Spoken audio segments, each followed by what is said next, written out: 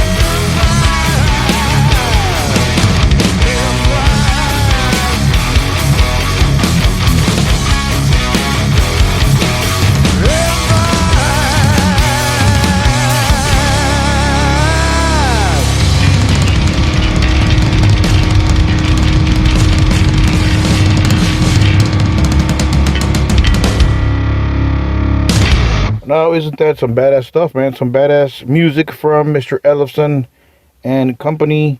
And you guys can find that album on digital services, digital streaming services. You can find it on Spotify, whichever is your preferred way of checking out music. So you can find the Lucid's debut album, The Lucid. It's available now, 9 awesome tracks. And you got Vinny Dombrowski on vocals from Sponge. If you guys may recall the band Sponge. You got Drew Fortier. I'm not sure of the pronunciation on his last name. Drew Fortier. Of course, he's from Bang Tango. I'm a huge Bang Tango fan. For all you Bang Tango fans, here is Drew with the Lucid, of course. And bass, guitar, David Ellefson. And drums, of course, Mr. Mike Heller, who also plays with Raven, Fear Factory, Malignancy. So anyways, let's go with the interview of Mr. Ellefson, David Ellefson, for you guys. Enjoy, man. So how are you doing after the Megadeth storm has passed and all this other shit? I'm okay. I mean, I just went dark. I took the time to just sort of process it all, heal up from it. You know, I've obviously never had anything quite like that happen to me before. Yeah. Right. And the fact that it was happening like that was just, I couldn't believe the level of just shittiness. Yeah. Of humankind. I just couldn't even believe it, man. Yeah. I was just like, this is fucked up. Yeah. I was like, yeah, all right. Now I, you know, not to use a religious reference, but I guess I know how Jesus felt, you know, carry your cross and then kill him and go, oh shit, we got the wrong guy, you know? Yeah. But, you know, not to make it a religious thing, but it's just one of those things. I couldn't even believe it. I mean, I'm not going to lie. I deserve better than that, you know, which is why I got off social media and I got away from all that stuff. And I just like, you know what? I poured my whole life into my craft and my work and my art and being a performer and an entertainer, and no one deserves to be treated like that. That's just absolutely uncalled for on any level. Horrible. I agree. Yeah. So congrats on your new band, the Lucid. How did this come about? How did this start? You know, we recorded the record. We started recording it last year.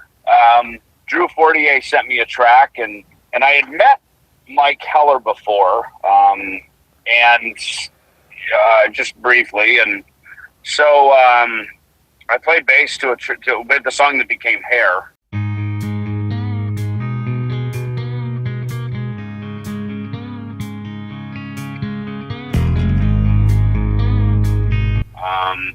And it was just really fun. I liked it.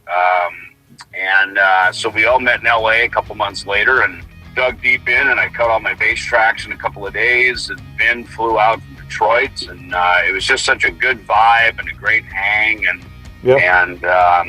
we just kept moving it forward. It was just something that was kind of chugging away in the background of all of our lives. Everybody else, you know, we were all busy doing other things, of course, you know, we had planned on, as we moved into 2021, we planned on releasing this in October. And, you know, for Drew and I, you know, we said October 12th is the release of the Dwellers movie, and then October 15th for the Lucid. And, you know, so it was nice to just stay the course. And as I just kind of went off the grid there for a bit through the summer, it was nice to be able to keep things on schedule. And I'm certainly more than thrilled that everybody has had such a positive response to it. Yeah, it's nine awesome tracks. I heard it. It's just awesome stuff. Thank you. Yeah, thank you. For sure. Did you guys arrange this via Dropbox, or was it in person? No, this was an in-person. At least it was for me. You know, Drew and Mike had been throwing ideas back and forth. And once I just put down kind of a demo version for Hair. Yeah. That's when we just decided, you know, let's get together in a room and let's work on this. And that's why I went to LA, and Drew drove out and Ben flew out. And even though they didn't do any recording with that particular weekend, it was, you know, I was in the room working with Mike on the bass parts, and Mike's an incredible producer. He's a great engineer. Yeah. He's obviously a fantastic drummer. Oh yeah. And it was really exciting to work with him. And then, you know, with Drew being there, it was nice to be in the room with him, guitar in hand, going over parts. Bang Tango. So we could, and then, you know, and then Finn being there, just kind of being the cheerleader in the background, was really cool, you know. And it was fun to be in the room recording, even though I was the only one actually recording that weekend. To just kind of have the team support was really a beautiful thing. So why the name the Lucid? Who came up with that name? You know what? I came up with it. Cool. First I had Lucid, and then Drew added the in front of it. And it's funny, this is the very first band I've ever been in that's had the in front of it. I grew up, like in the late 70s. My bands were kind of like Sweet, Kiss, Styx, Bachman Turner Overdrive, right? And then there came this next wave behind it, which is like The Knack, The Cars. Yeah. It was like all bands that had the word the in front. And I never was in a band like that. It's kind of funny. I think when you put the in front of it, it lends itself to a certain type of, alternative kind of act, That's cool. And this kind of has a little bit of an alternative sound to it. And maybe that's, Finn kind of bringing a little bit of that in, maybe a little bit of Drew's guitar style kind of lends itself to that. It's certainly not a bludgeoning heavy metal record by any means. Oh, it's awesome rock. But exactly, it is. It's just a straight up rock record. And to I don't know. One day it just hit me. I forgot where it was. It might have been when we were in the studio. I thought of the name Lucid, which means to just kind of be present and alert and awake. And it just had this. I don't know. Lucid just seemed this. It felt like what the music was, as I was playing it, So I threw it out there like that. It's the same with Altitudes and Attitude when me and Frank Bello were working together. We were in the studio, and literally that came to me, Altitudes and Attitude, bass in hand. I'm just sitting there, and I stop and go, hey, what do you guys think about Altitudes and Attitude? And I was thinking maybe it might be a song title rather than a band name, you know what I mean? But it just kind of stuck, and same with the Lucid. So you came up with that name too? The Frank I did. Yeah. So it's kind of funny how just letting the music and the vibe in the room dictate all of the assets and the elements of the creation, all the way from the name to the parts to the lyrics to everything. It's a beautiful thing when that can happen in the room. Yeah. So you're a busy guy, man. In my respects, Thank you. Ellefson Films. Talk to us about the film, The Dwellers. Yeah, so Drew had this idea for Dwellers, and he approached me about putting my name on it as a producer. And I was like, well, I don't know, what does a producer do? I don't know the film world. Like, I know the music world. I don't know the film world as well. And so he said, he goes, look, I'm going to handle I've already written it. I'm going to direct it. I'm starring in it. He goes, I'd love to get a cameo from you, which I'm in, one of the early scenes in the film. Cool. And so it's got a cameo of me. And then as far as, Ellefson Films being producer, it allowed for us to explore the distribution options. Okay. I've got distribution with my record label, of course, and that opened up some distribution options for the film as well. So, now I get to learn about being a producer in the film business. And it's been fun, especially as we go to these conventions. We go to these horror conventions. Of course, heavy metal fans already kind of like that world of, horror movies and metal and all that stuff. So it's already kind of an easy fit. But then to come to the party with something, bringing a movie, and so we can do screenings and do Q&As. It's been fun this year to show up bringing something to the party. Yeah. So I read you're going to be in the Nick Menza movie also.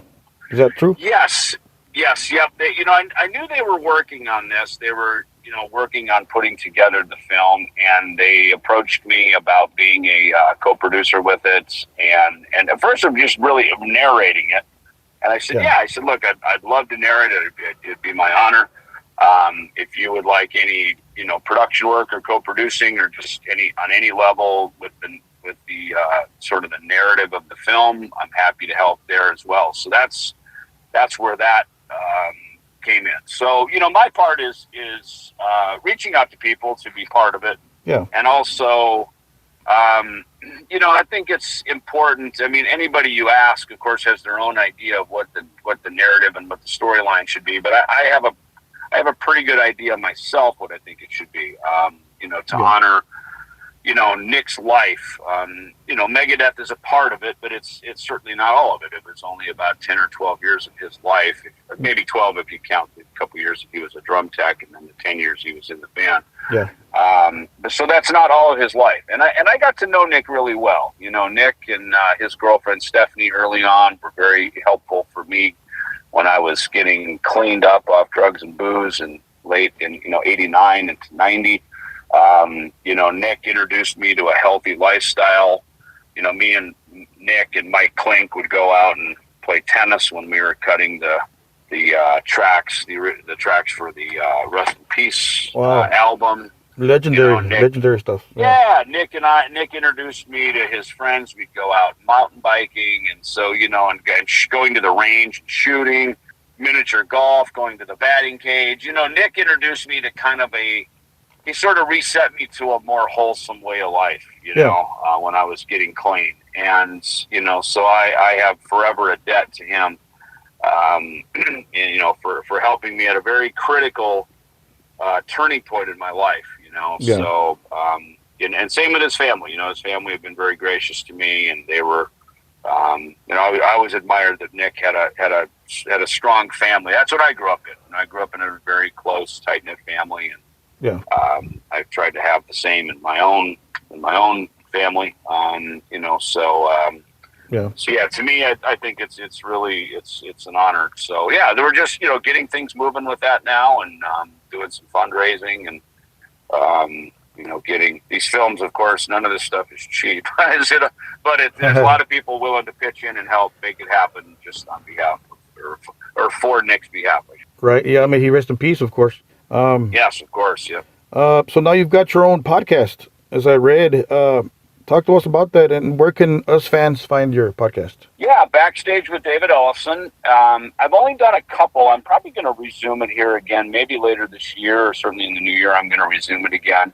The whole idea there, the whole idea of that was to have a podcast to talk about whatever I want. It doesn't even have to be music related. Okay. I could have a chef on there. I like one of my first ones. I had my friend Randy, who's a chiropractor.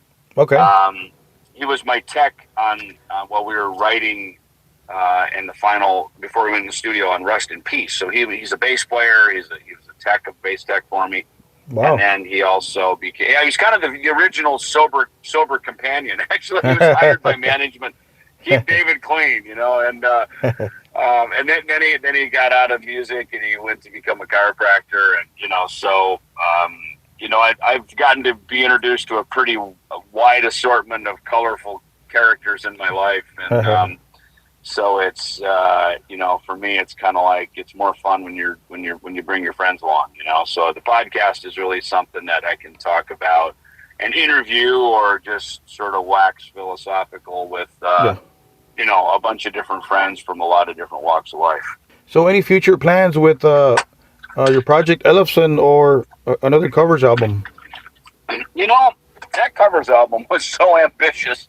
I'm not going to lie. It's probably one of the funnest records I've ever made. Good stuff. Very good music, yeah.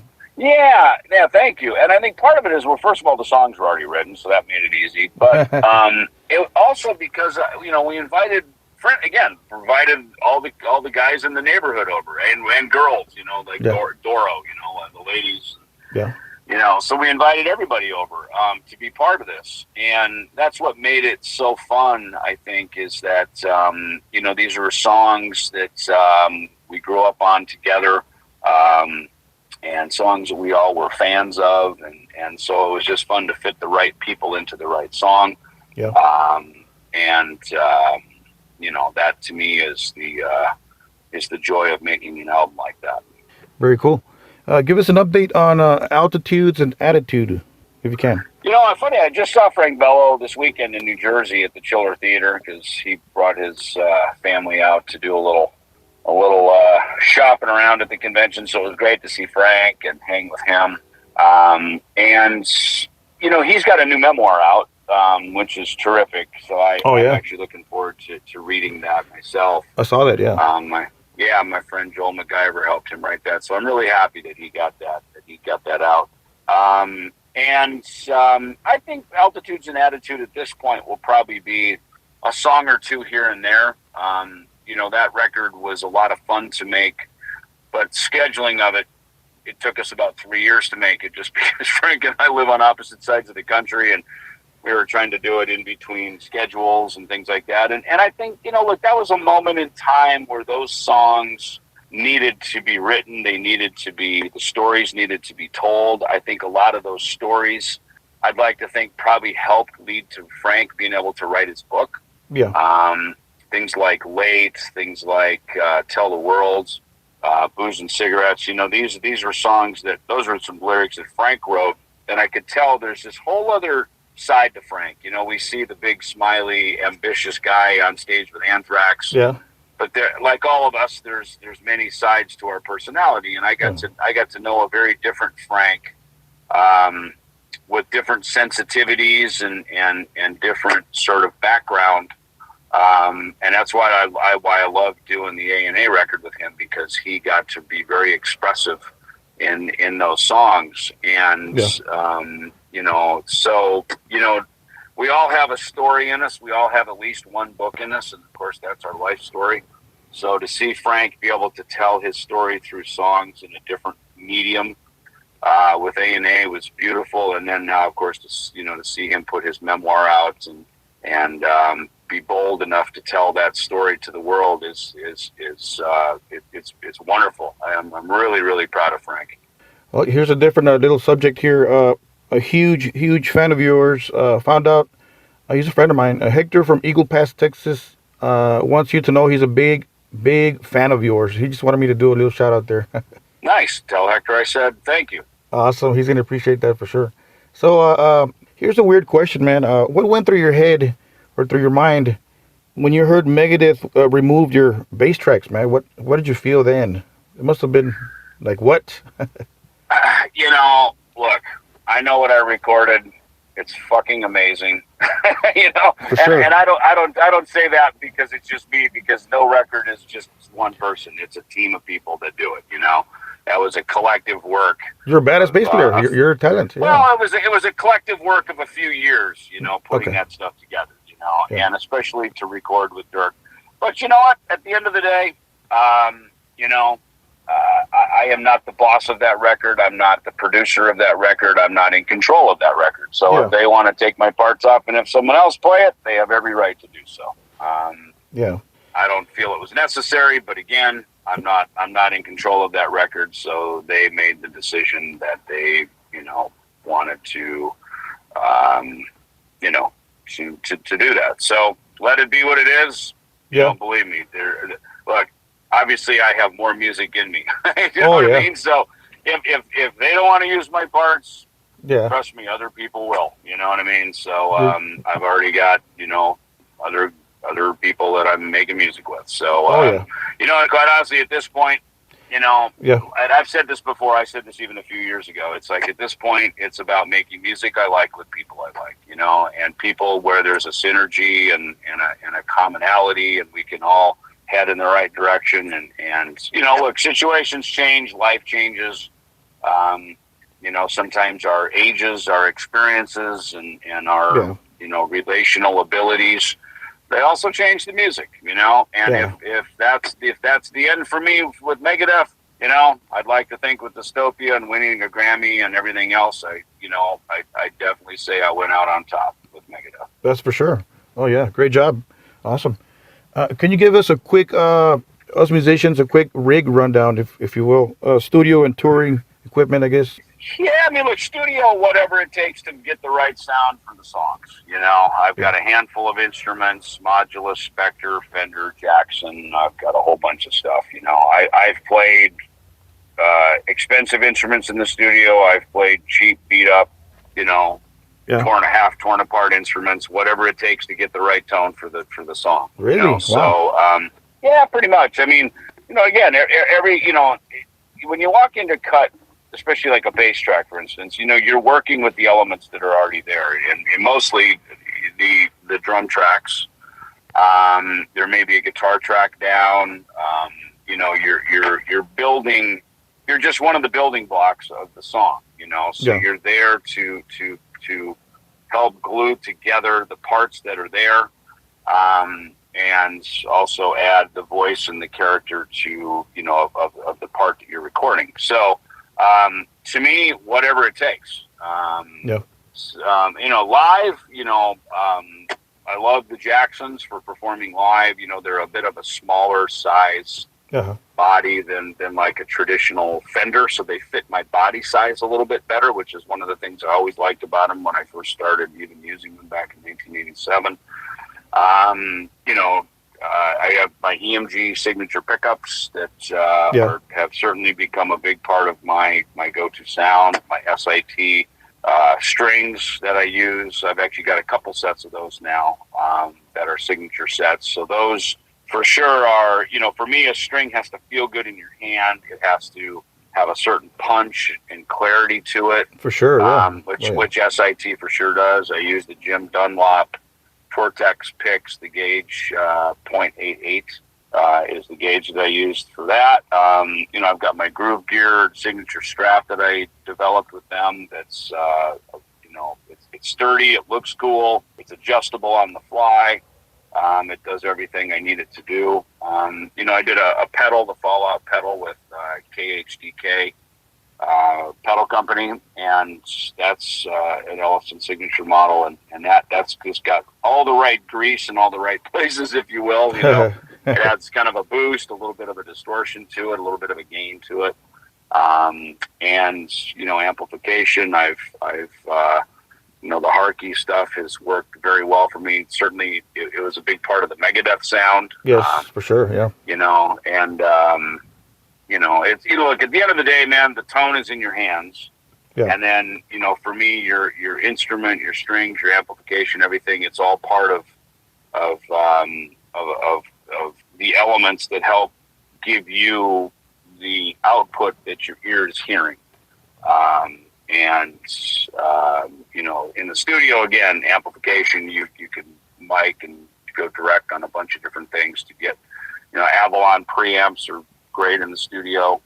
I've used old Ampegs. I've used brand new Harkeys and pretty much everything in between. I've played through Marshalls. I've played through all kinds of stuff in the studio to get tones, Well, it all worked badass, so congrats on that for sure. Would you like to send a message to your fans listening to this podcast? Sure. Hey, everybody. I appreciate you listening in to the interview today. Thank you so much for your support and everything to me and throughout my career. And there is current music and more music coming from me. So I look forward to seeing you all soon here out on the road. Thanks again for your support. Rock on. Awesome, David. Thank you for making time. Appreciate that, and hope to see you on the road soon, man. Thanks, James. See you, buddy. A true honor of mine to have chatted and spent some time with Mr. Ellefson, as he is one of my childhood heroes, as I was raised with all those classic Megadeth LPs, right, like everybody else. Man, I used to listen to Peace Cells. I used to listen to Killing Is My Business. So Far, So Good, So What. Rust in Peace, Countdown to Extinction, Euthanasia, and so on and so forth. Cryptic Writings and all that. Risk. I'm just a big fan of Megadeth and all of Mustaine's work, of course, and Mr. Ellefson, who has his fingerprints all over the Megadeth discography, man. So this is the Lucid. I truly recommend you guys check out his music. It's not exactly thrash, but it's some badass rock, straightforward rock, as he told us. So anyways, support Mr. Ellefson's record label, his coffee, his movie company, his all of his work, man. This guy is just busy, super busy, man. So please support Mr. Ellefson, one of thrash's greatest inventors, of course, side to side with Mustaine. So the Lucid for you guys. Enjoy, man. Don't forget to subscribe to our channel, man, and download, like, and share. Thank you for checking out our podcast, That Metal Interview. And on behalf of myself, James, and to all of my helpers here, thank you guys, and to all my friends in Eagle Pass, Texas, thank you guys for checking us out, man. Appreciate it. Thank you. And don't forget to keep it metal.